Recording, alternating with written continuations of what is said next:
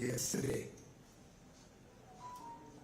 I did a little bit of study about what happened over the years, and I thought it would be interesting to share a bigger perspective with all the friends from the media. In 2004, Shri P. Chidambaram, the then finance minister, is on record to say that he has inherited a very strong economy.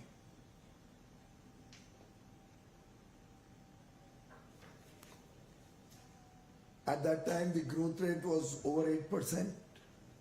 Inflation was around 4%, 4.25%.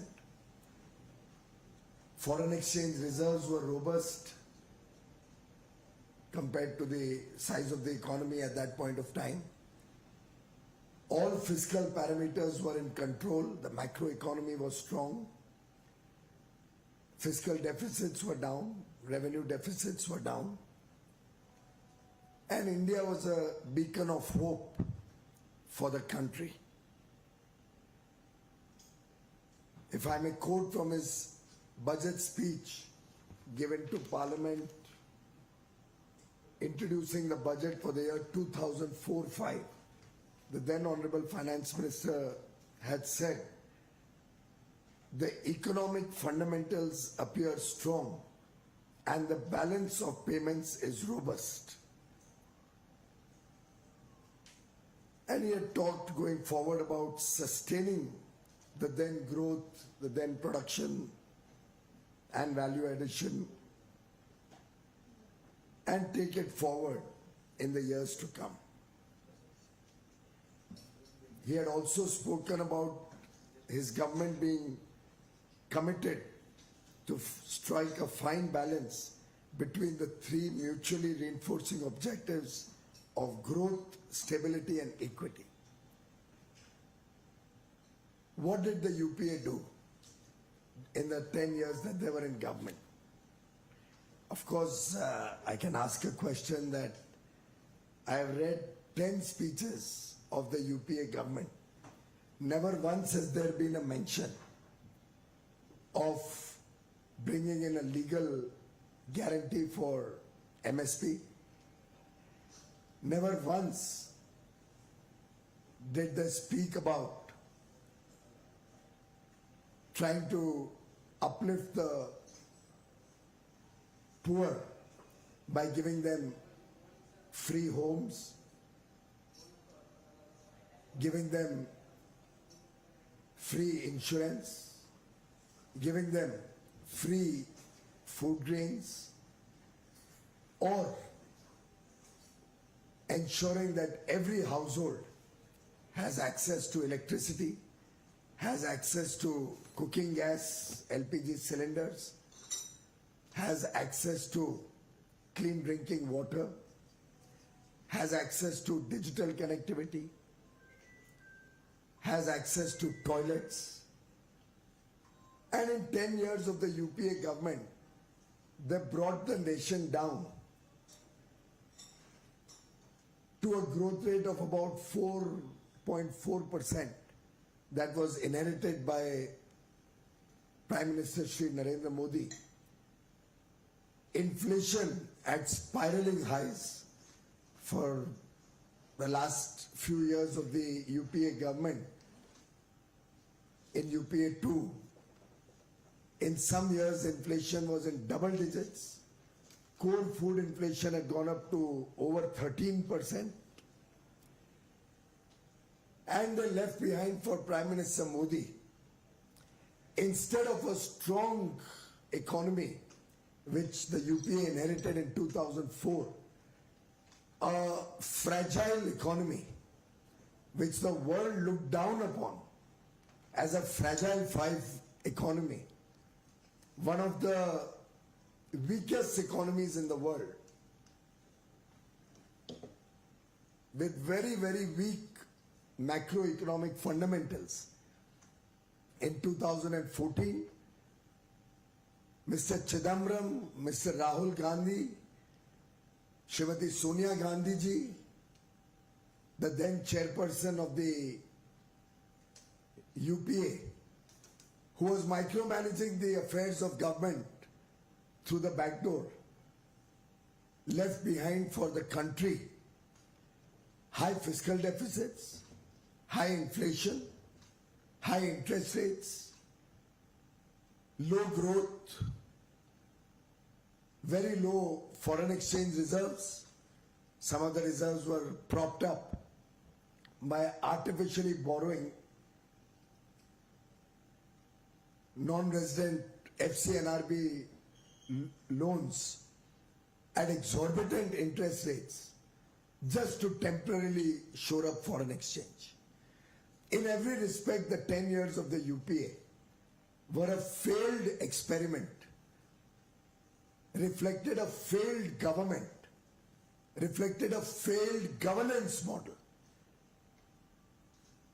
and brought the country and the people of the country to their knees in terms of quality of life, in terms of equity, which he spoke about, in terms of inclusive growth, in terms of ensuring the welfare of the farmers, the welfare of the poor, a better future for the MSMEs. And we saw crony capitalism at its worst, with corruption scandals surfacing regularly during their period, and not small corruption scandals. At that point of time, to have a Colgate of 1,86,000 crores, where the Congress party gave irregular allotments to their cronies, business friends, of coal mines, valuable national resources, free of charge, without any due process. And the Supreme Court had to cancel over 190 coal blocks in September 2014, clearly putting a mark of approval on the irregular and corrupt practices of the Congress party. One after another, corruption scandals tumbled out of the UPA regime. And when we came to 2014, Mr. Chidambaram, again finance minister, was trying to justify the failure of their government by talking about world economic growth being low, falling, the global risks mapped by international agencies, acknowledging the failure of his government in achieving fiscal consolidation, price stability, self-sufficiency in food, or reviving the growth cycle, by justifying it on global factors. When speaking about the state of economy, and I quote from his speech, he says in para 6, "Let me begin with the good news. The fiscal deficit for 13-14 will be contained at 4.6% of GDP. I'm quoting from his speech. The UPA had taken fiscal deficit right up to 9.1%. And the good news was it is down to 4.6% after nearly 5 years. More importantly, he's talking of current account deficit being contained a little bit and adding 15 billion to foreign currency reserves in that year. Only 15 billion US dollars as good news.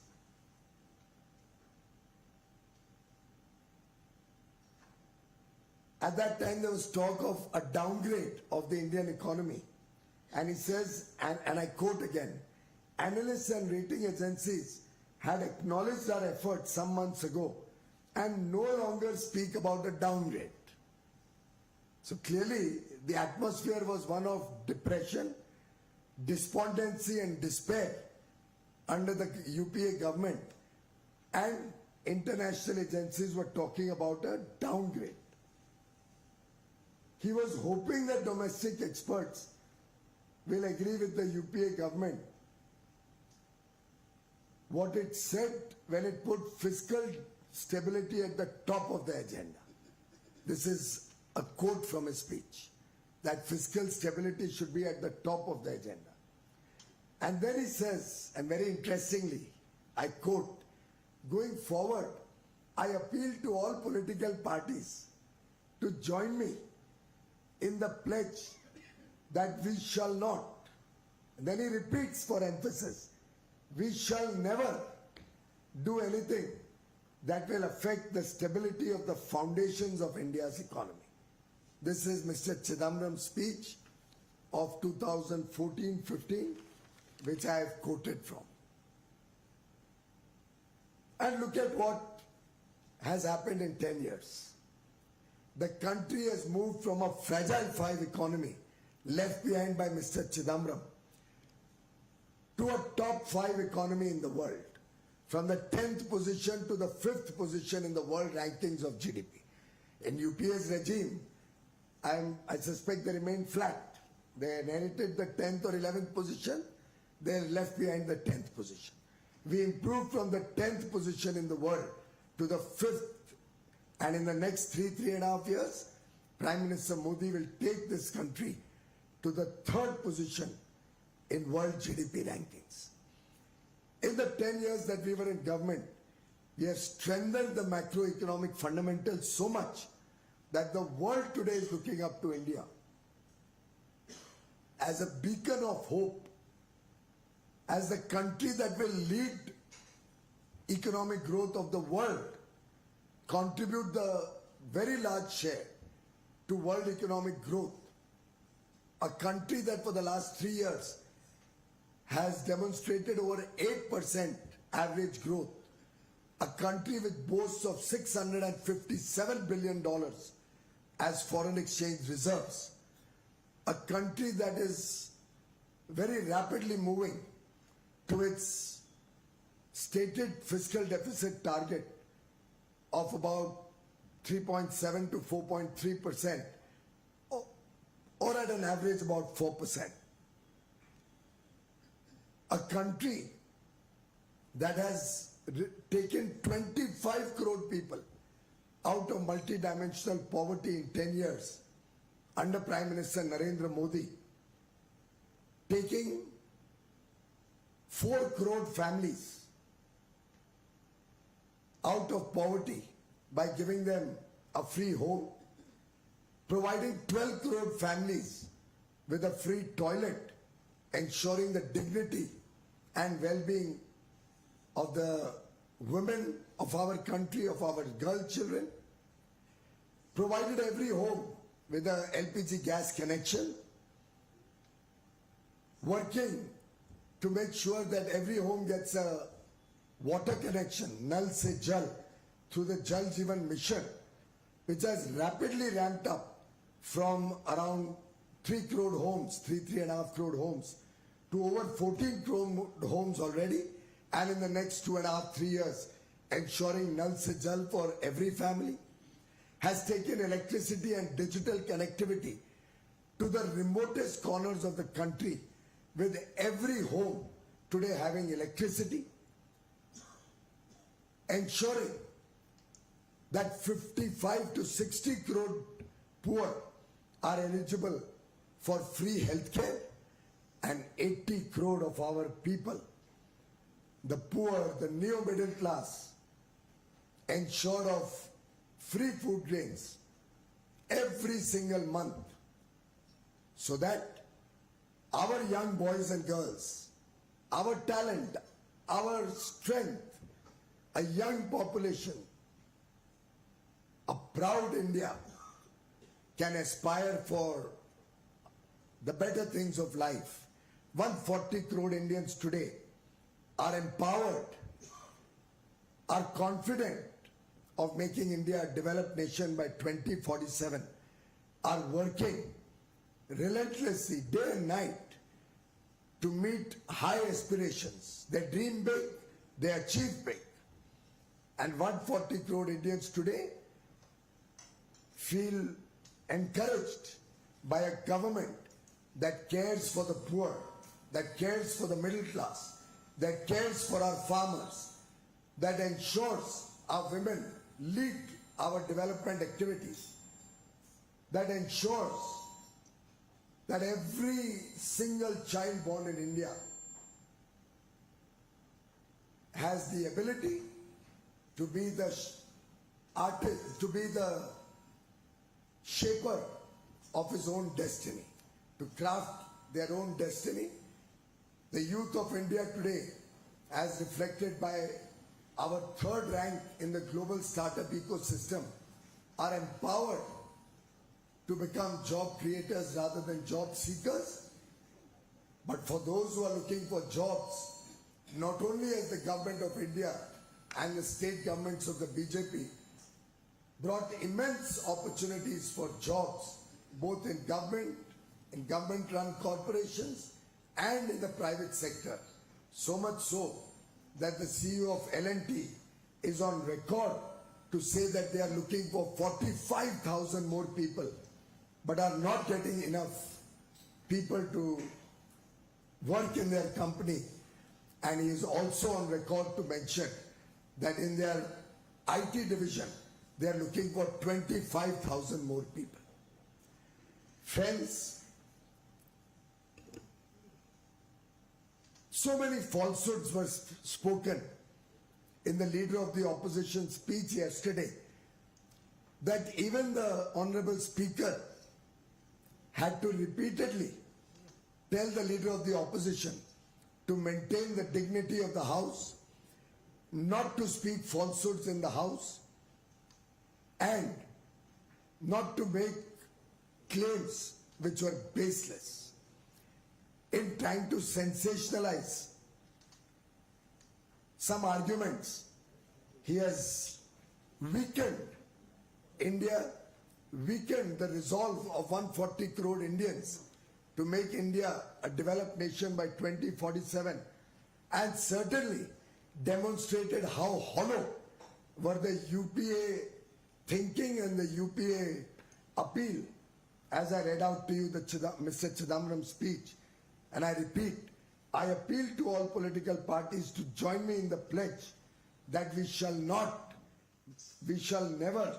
do anything that will affect the stability of the foundations of India's economy. Very clearly showing,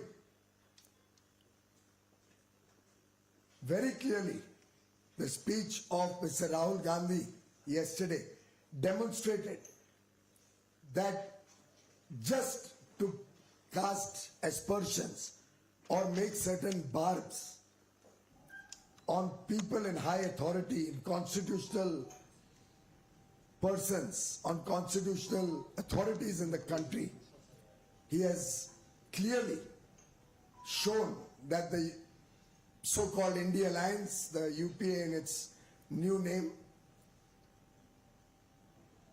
has no nationalist thinking, and except for making irrational claims and demands, has no positive agenda to offer for the people of India.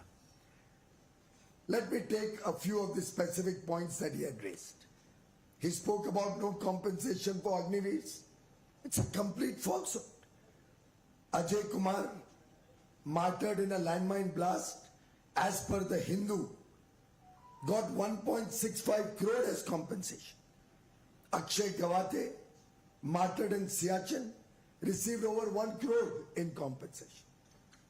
Now what a silly argument to say that it was not compensation, it was insurance. If the government of India chooses to take out an insurance policy, I think it is only very smart move, fiscally prudent, that ensures that all the people who are working in the particular force are ensured of their benefits in the very unlikely and very unfortunate event that may occur.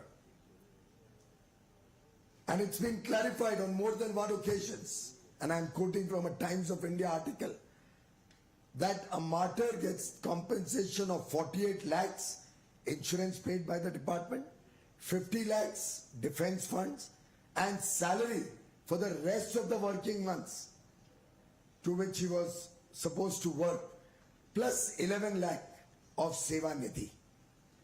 Friends, Mr. Rahul Gandhi is today talking of Agniveer pension, but sadly he doesn't remember how his late grandmother, Srimati Indira Gandhi, had snatched away one rank, one pension from the army in 1973. He has totally forgotten to check the records how the Third Pay Commission in 1973 reduced the pensions of soldiers while increasing the pensions of civilians. He does not seem to remember,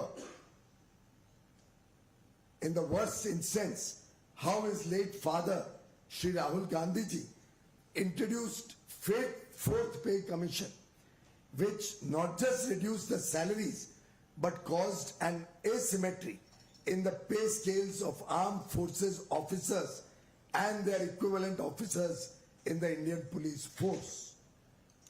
A family, a party, an India alliance completely bereft of reality and truth makes false claims on the floor of the parliament and completely forget about the Bhagat Singh Koshyari committee, which recommended and accepted the demand of one rank, one pension in 2011, and they slept over it from 2011 to 14, only to remember it as a last-minute gesture, hoping to get some votes in the interim budget of 2014, but never implementing OROP. It is the Modi government that implemented one rank, one pension, and is continuously every 5 years, including recently, the cabinet has accepted further revision in the one rank, one pension rates of pension that our honorable army persons who have served the nation honorably are getting as pension. The ISM chairman, Major General Satbir Singh, retired, told Times of India around 22,000 medals were deposited with the president during 2009 to 11 with the resolution to take this back once OROP was implemented. Even that did not move the then UPA and now rechristened as India Alliance, because the partners are the same. And even at that point of time, they did not relent or accept and implement the OROP. He speaks about tax terrorism. I think it is only right that all those who looted the country, all those who defrauded the banking system, all those who received coal blocks or telecom licenses irregularly, without due process, without making any payment, or making unjust decisions by any authority, should be brought to the book. And when all the scamsters of the UPA regime are being brought to book, I think the Congress party has deep sympathy with all those who have cheated the country. I would like to ask Mr. Rahul Gandhi and the India Alliance whether they support corruption, whether they support all those who have looted the nation. But look at the Congress's track record. In 2012, the UPA brought an amendment to tax retrospectively foreign investors in India, to tax a transaction that happened in 2007 retrospectively to overturn a Supreme Court judgment that weakened India as an investment destination, and people across the world lost hope in the future of India. Similarly, look at our track record. We brought faceless assessments which made it impossible for any income tax officer or assessor to know whose tax report he is assessing, and ultimately leading to freedom from fear, a benign tax regime, over 99% of tax payers getting their assessment within a few days of filing their return without any fear or favor. The BJP also introduced refunds digitally, which reduced the burden on taxpayers, reduced the pressure of going around tax offices, and now I'm told taxpayers get their refund. I'm sure friends in the media also will be benefiting from tax refunds coming in a week or 10 days after filing their return. The BJP also brought the Vivad Se Vishwas scheme so that anybody who had any dispute or small fines can pay a small amount and be rid of the tensions of litigation. Friends, the Honorable Leader of the Opposition makes a completely erroneous and false claim about MSP for farmers.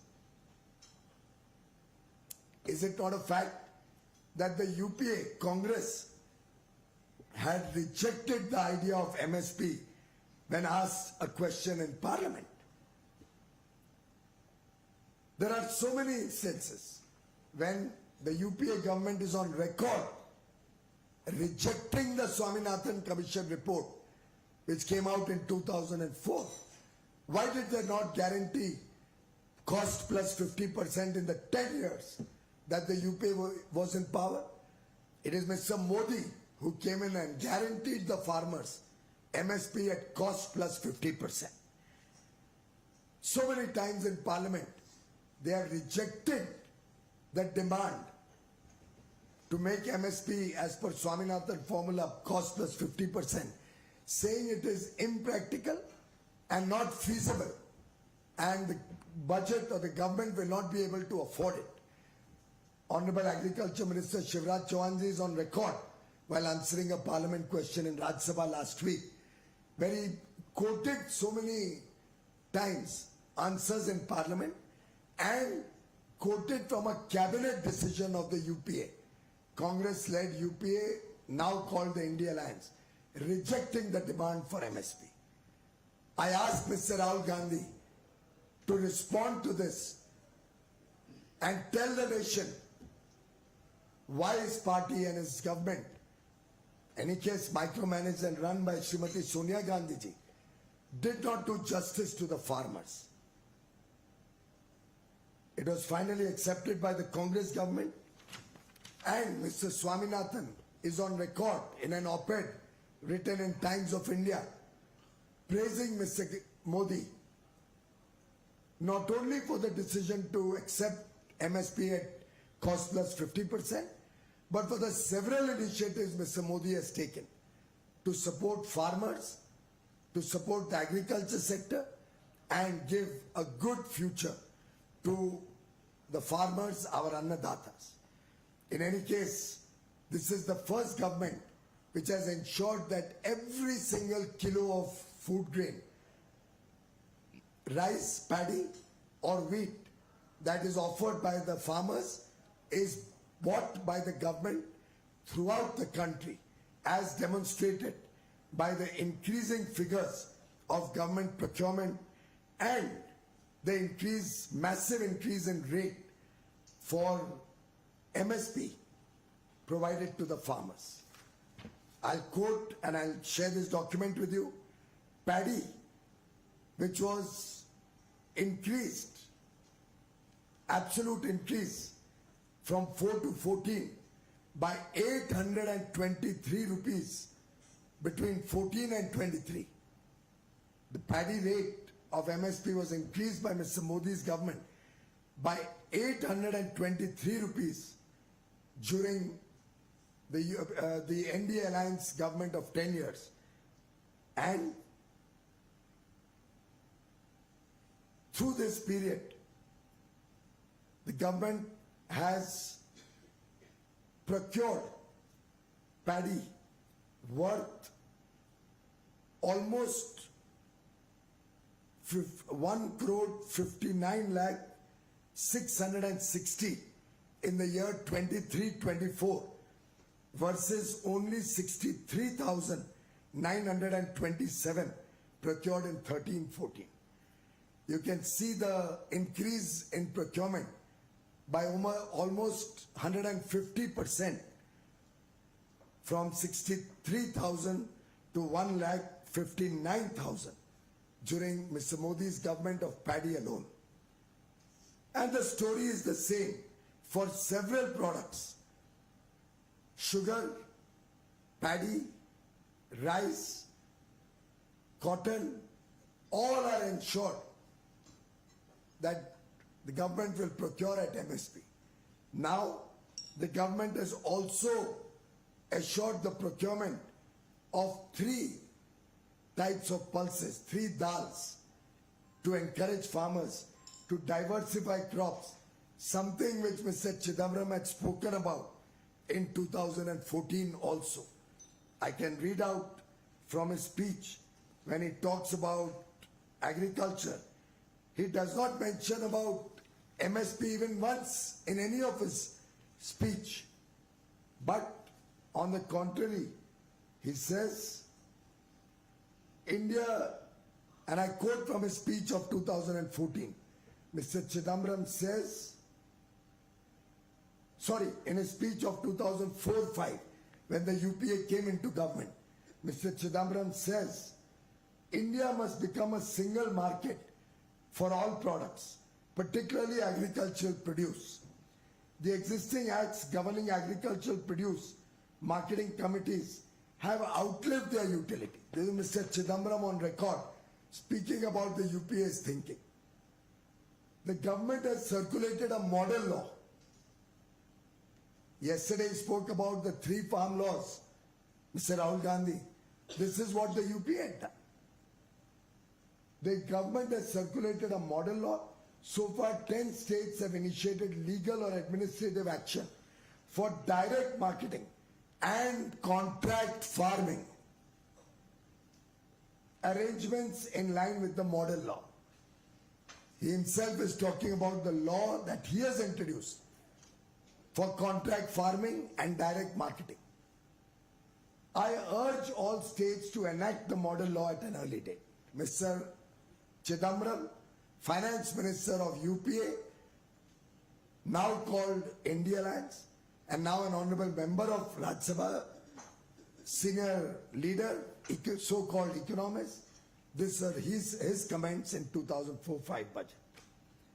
Friends, the Congress UPA India Alliance is completely bereft of reality. They speak about favors to any particular group, but fail to remember so many instances of crony capitalism of their own party-led state governments and the UPA government. I am reading from the Economic Times article. Congress governments are giving projects to Adani, renewables projects given in Telangana, who signs an MOU very recently. We have seen so many pictures of Mr. Ashok Gehlot in Rajasthan offering 65,000 crores worth of projects without due process and inviting the same company to come and invest in his state. Mr. Rahul Gandhi himself admitted Bhupesh Baghel works for benefits of likes of Adani, and he was their chief minister candidate, and he ran their state government for 5 years. I think it's a complete farce that Mr. Rahul Gandhi claims and is not able to demonstrate a single instance where any out-of-turn favor or without due process, a single company or corporate house or individual or business got any benefit. On the contrary, the finance minister in her budget, Srimati Nirmala Sitharamanji, has introduced yet one more scheme to support MSMEs, who has been the focus of our effort in the last 10 years, to provide a credit guarantee to MSMEs in stress, to ensure that they do not become bankrupt or have to close down. Central government will guarantee support to MSMEs. Further, Mudra loans to encourage young persons to stand on their own feet, to encourage micro units, has been increased from 10 lakhs to 20 lakhs. Startups have been encouraged through abolition of the angel tax. Again, a legacy of the UPA that was introduced by the Congress-led UPA, now India Alliance, in 2002. They are the ones who, 2012, they are the ones who introduced the angel tax in 2012, which Srimati Sitharaman has removed. The NDA government stands with MSMEs, stands with the youth of India, with the startups, and the complete and abject failure of the Congress is once more coming to fore. He spoke about women entrepreneurs not being promoted. The reality is India is seeing a surge of women-led business development, along with women-led economic development of the country. As we empower the girl child, as we empower our women with basic facilities, we have a report from Bain & Company that there are approximately 15.7 million women-led enterprises in India, constituting 22% of the overall entrepreneurial landscape. And friends, this is continuously growing. He speaks about paper leaks, little realizing that it was in his own government in Rajasthan that I believe over 17 times the paper was leaked. While it was Mr. Rajnath Singh as Chief Minister of UP in 1992 who brought the first law, the Anti-Cheating Act 1992, which aimed to end mass cheating in schools and universities and made use of unfair means in examinations on non-bailable offence. It was Prime Minister Narendra Modi who brought an anti-cheating law, punishment up to 10 years and 1 crore fine, to come down strongly against instances of paper leak. However, the Congress cannot digest that. Hence, they opposed it. And now the reality has been finally come out of the bag, with the Supreme Court also confirming that there was no paper leak in the NEET exam. Isolated instances are being examined by the CBI, and the Congress is only trying to weaken India's students and India's youth and their resolve to make India a developed nation. And I strongly condemn the Congress party.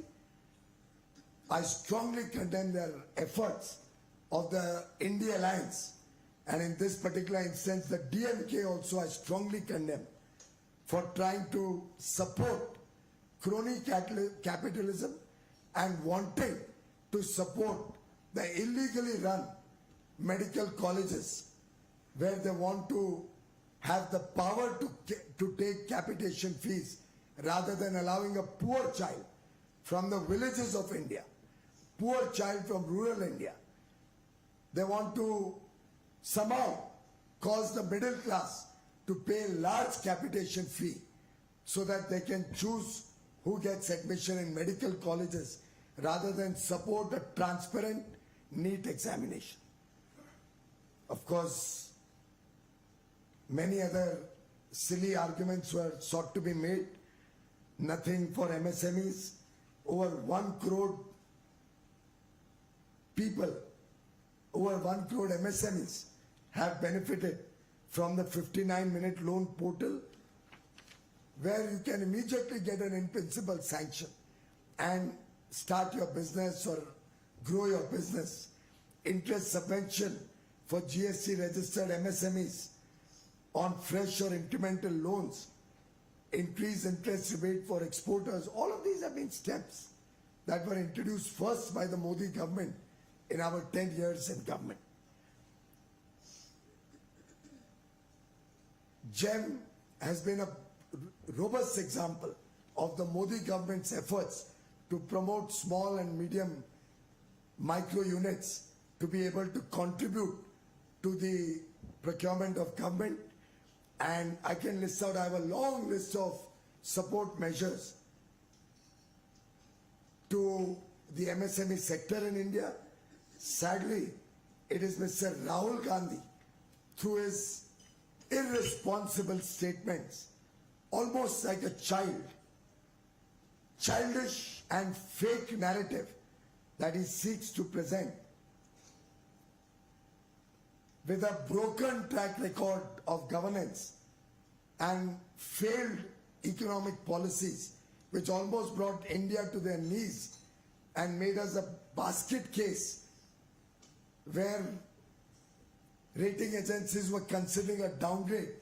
It is Prime Minister Narendra Modi who has taken India's economy to greater heights, brought in strong macroeconomic fundamentals, and now the rating agencies are talking of a rating upgrade for India, are talking of stable fiscal policies, are talking of strong macroeconomic fundamentals, and are confident about the India growth story, so much so that India is today the shining oasis in the world's economy, with the fastest growing large economy in the world, providing for a better future for 1.4 billion Indians, and a corruption-free India, a strong and resilient economy, meeting the aspirations of 1.4 billion people. Thank you very much. Any questions? देश की जनता कतरियों में घिरी हुई है, 6 तरह की कतरी बताया उन्होंने इन लोगों से, और हलवे पे जो रोस्टर की बात की, कहाँ सेंसस की बात? हलवा बहुत ही दुर्भाग्यपूर्ण है। मैंने तो उसका टिप्पणी भी नहीं करने को सोचा, क्योंकि हलवा सेरेमनी कोई आज हमने नहीं शुरू किया है या 2014 में मोदी जी ने नहीं शुरू किया। कई चीजें परंपरागत चलती हैं। कांग्रेस तो 60 साल देश में राज किया है। अवश्य कभी ना कभी कांग्रेस, मुझे याद भी नहीं है कब शुरू हुआ था, पर कभी ना कभी कांग्रेस के शासन में या तो शुरू हुआ होगा या अवश्य उनके शासन में हर वर्ष हमने ये हलवा सेरेमनी टीवी पे देखी है, जब से टीवी आया, या पता चला है पहले भी होगी, मुझे मालूम नहीं है। इसको जो ओछा स्वरूप देने की कोशिश की, मैं इसकी घोर निंदा करता हूं। ये फिर एक बात दिखाते हैं कि प्रधानमंत्री नरेंद्र मोदी जी विकास और विरासत दोनों को सुरक्षित रखते हैं। राहुल गांधी जी दुर्भाग्य से भारत की परंपराओं को, भारत की विरासत का बार बार अपमान करते हैं, और इस प्रकार के ओछा वक्तव्य तो निंदा के भी शायद कभी उनको उम्मीद नहीं करनी चाहिए। साथ ही साथ मैं ये भी कहना चाहूंगा कि राहुल गांधी जी ने अपनी पार्टी के कई नेता, अपनी पार्टी के कई साथी पक्षों के नेताओं के बहुत ही विवादित बयानों के बारे में आज तक कभी जिक्र नहीं किया। क्या उन्होंने निंदा की है जब उनके पार्टी इंडी अलायंस के सदस्य डीएमके के बड़े वरिष्ठ नेता, मुख्यमंत्री का लड़का, पूर्व केंद्रीय मंत्री जो आज लोकसभा में सांसद हैं, जिस प्रकार के विवादित भाषण करते हैं, सनातन धर्म का अपमान करते हैं, जब उनके पूर्व सांसद, जनता ने उनको हरा दिया बैंगलोर में, के सुरेश जो उप मुख्यमंत्री शिव कुमार जी के भाई हैं, जब वो एक विवादित भाषण करते हैं कि हमारा प्रदेश जितने पैसे केंद्र में देता है उतने पैसे वापस आने चाहिए, उस प्रकार के भाषण करता है और कहता है अगर ये नहीं होगा तो दक्षिणी राज्यों को सोचना पड़ेगा कि वो भारत संघ में रहे कि नहीं रहे। मैं घोर निंदा करता हूं इंडिया अलायंस की और उनके नेताओं की। देश का विभाजन करने की जो इंडिया अलायंस की कोशिश है वो निंदनीय है, दुर्भाग्यशाली है और घृणा के पात्र है। सर उसके सामने प्रधानमंत्री मोदी जी जो वंचित प्रदेश रहे, जो पूर्व के प्रदेश रहे, पूर्वोत्तर के प्रदेश रहे, उनका समुचित विकास, देश के 140 करोड़ का विकास, जो वंचित, जो पीड़ित लोग हैं उनको पहला अधिकार है देश के साधनों का। इस विचारधारा के साथ जो प्रदेश विकास की धारा में पीछे रहे उसको और बल दे रहे हैं और साथ ही साथ पूरे प्रदेश को उनके एक एक योजना का लाभ मिल रहा है। Sir, two issues we wanted to understand. Like one, finance minister's post-budget commentary, and even in the economic survey, this chief economic advisors talking about that there is a case for rethinking on the Chinese investments in India, and there is an industry's demand. Well, economic advisors. Sir, please let me complete. So, what is the rethinking in the government, particularly on the press note 3? There is absolutely. And secondly, sir. Thank you. आपका एक question हो गया. मुझे question में sir फिर time ही मैं तो स्वागत करता हूँ। Thank you so much. Thank you, sir. You have been so kind, sir. Secondly, sir, on this recent European Commission's recent visit to India and their interaction with the government officials, including Economic Affairs Secretary, on the issue of the CBAM issue, that they are proposing that India can have its own tax and collect the taxes to have a greener technologies for the exporting to Europe. So what is the thinking on that? My Please, friend, thank you as so regards the Chief Economic Advisor's report, it is always a report which speaks about new ideas and gives out their own thinking. It is not at all binding on the government, and there is no thinking on supporting Chinese investments in the country. There is no rethinking at present to support Chinese investments in the country. As regards CBAM, we are in dialogue with the European Union. My own thinking is CBAM will hurt the European Union very badly. Their infrastructure, their costs of living, their industrial products, their consumer products, all will become expensive and their economy will face further distress. But that is my reading of the CBAM. They are very keen to pursue that, and they have offered that India could, instead of paying CBAM taxes to European Union, devise its own mechanism. We will consider their suggestion and come out with whatever is good for Indian industry and the people of India. Sir, Piyush here from India Today. One question regarding Rahul Gandhi. Sir, he categorically stressed yesterday that as and when India Alliance is forming the government in the center, the government will ensure that there is legal guarantee on MSP. Is it possible, you are running the government, is it possible to have a legal guarantee on MSP? Well, first of all, I hope we can provide for all the promises that were made during the Karnataka election, that were made during the Telangana election. All those promises that they have made, will you kindly first ensure that all the promises made in the state elections are fulfilled by the state governments run by the India Alliance? I demand that the Congress party should first ensure that every single promise that they make in their states are fulfilled before making false comments and false promises to the people of India.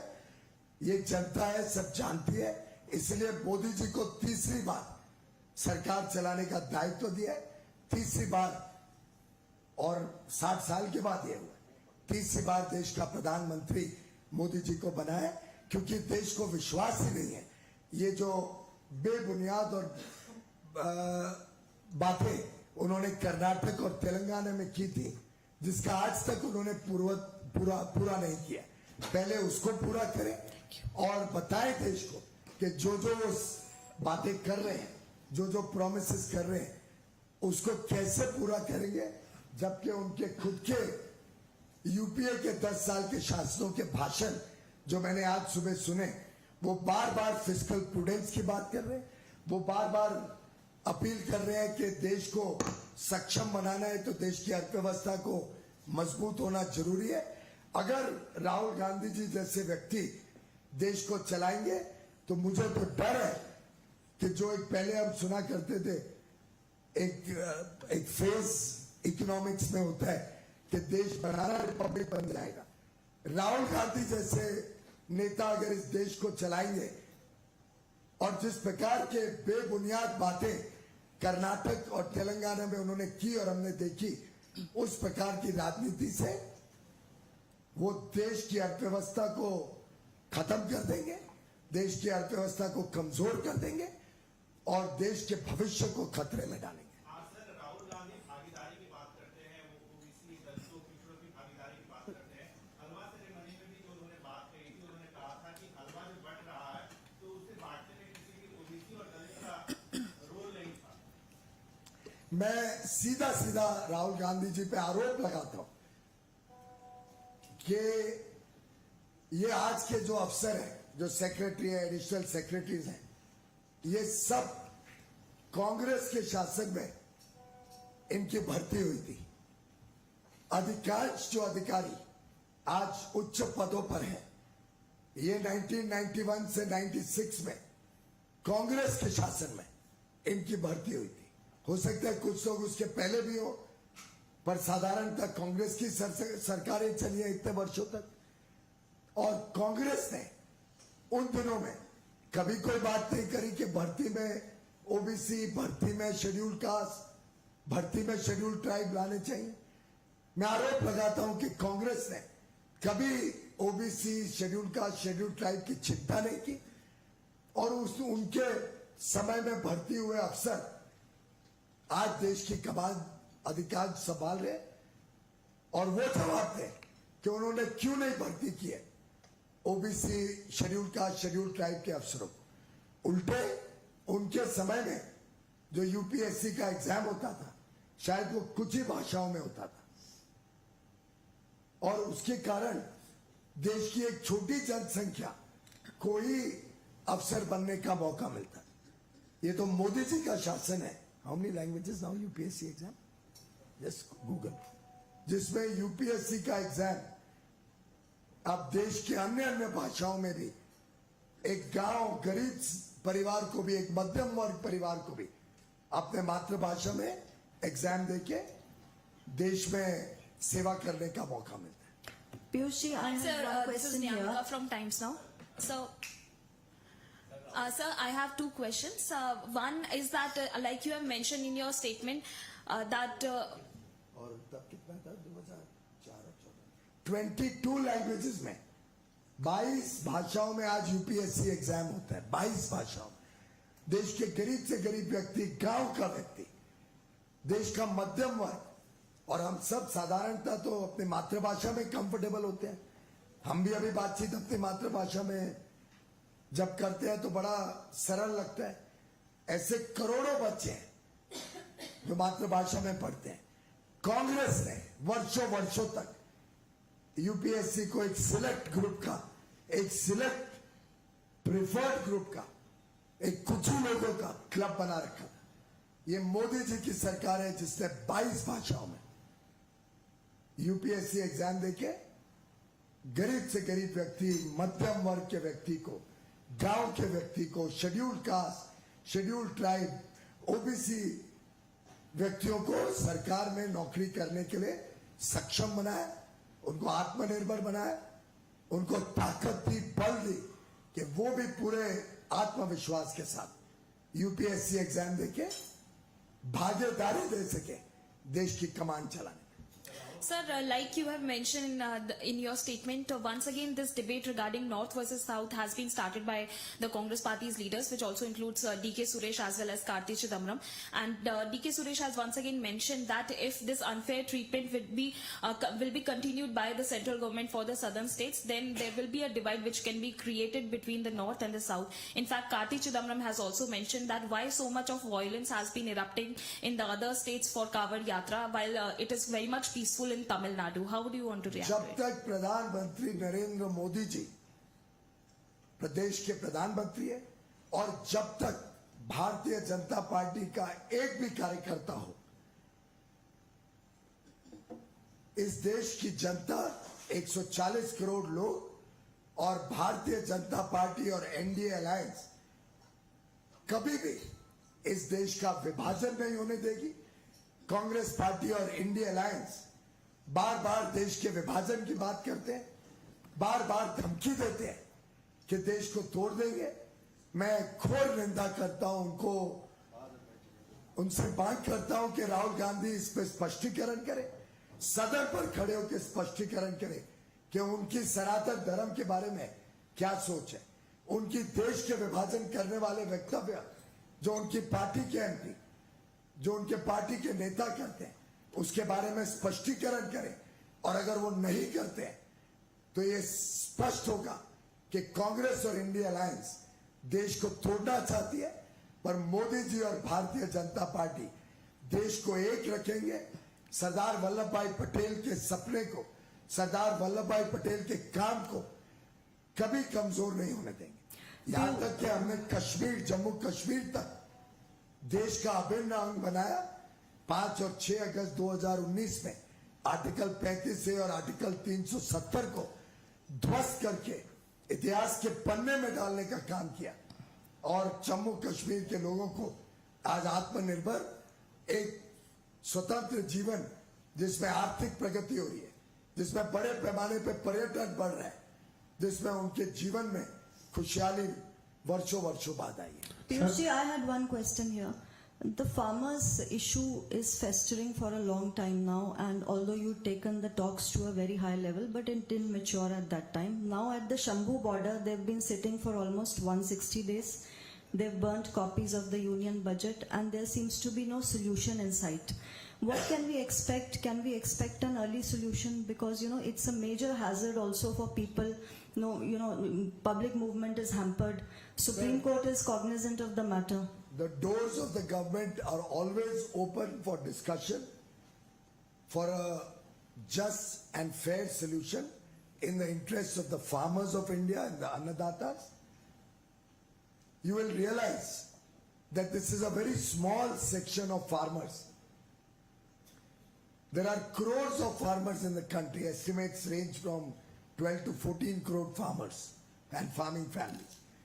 Farmers across the country are happy, across the countries support the Modi government. Otherwise, we could never have come back for the third term with such a massive vote share and massive outpouring of public support across the country. The BJP today is the largest single party in every part of India, North India, Western India, Southern India, Eastern India, and in the Northeast India. Mind you, even in South India, the single largest political party, number of MPs, comes from the BJP, reflecting all-round support for Prime Minister Narendra Modi, his policies, and his continuation as the third term as Prime Minister. I welcome the farmers for discussions. Our doors are always open, and I hope they will accept this request. In any other question? Sorry, what is the current party stance on the caste census, and particularly when do we expect that census will be conducted now?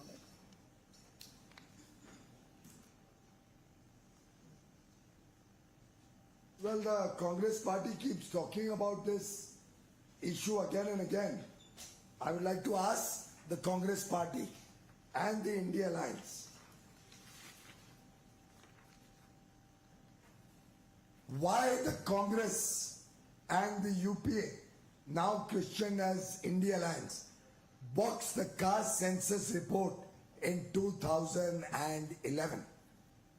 In 2010, the demand for caste census was raised.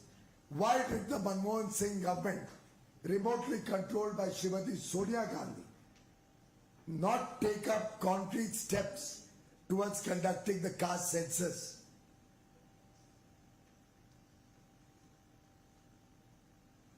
The SCCC conducted in 2011 a socio-economic caste census.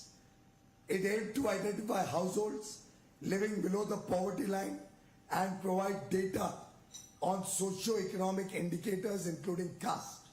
मैं UPA so called India alliance की बात कर रहा हूं. उन्होंने 2011 के एससीसीसी के cast data को कभी रिलीज नहीं किया. 5,000 करोड़ खर्च हुए थे इस एससीसीसी को कंडक्ट करने के लिए. मैं आरोप लगाता हूं कि कांग्रेस की करनी में कुछ है, कहने में कुछ है. ये झूठे वादे करते हैं, झूठी बातें करते हैं. उनका ट्रैक रिकॉर्ड देश के सामने स्पष्ट रूप से लोग देखते हैं कि उनके झूठ और फरेब में भारत की जनता नहीं आने वाली. सर अगर आप अलाउ पार्लियामेंट नहीं ये का क्वेश्चन तो अगेन आस्किंग पार्लियामेंट का टाइम हो गया. कास्ट सेंसस पे और सेंसस थैंक यू. सेंसस नहीं, ये तो यूपीए के ऊपर एलिगेशन है ना. ये आपका क्या कोई टाइम लाइन सेंसस का सर? होम मिनिस्ट्री देखिए मेरे पास कॉमर्स है, इंडस्ट्री. थैंक यू थोड़ी सर. लंबी हुई बताए होम मिनिस्ट्री.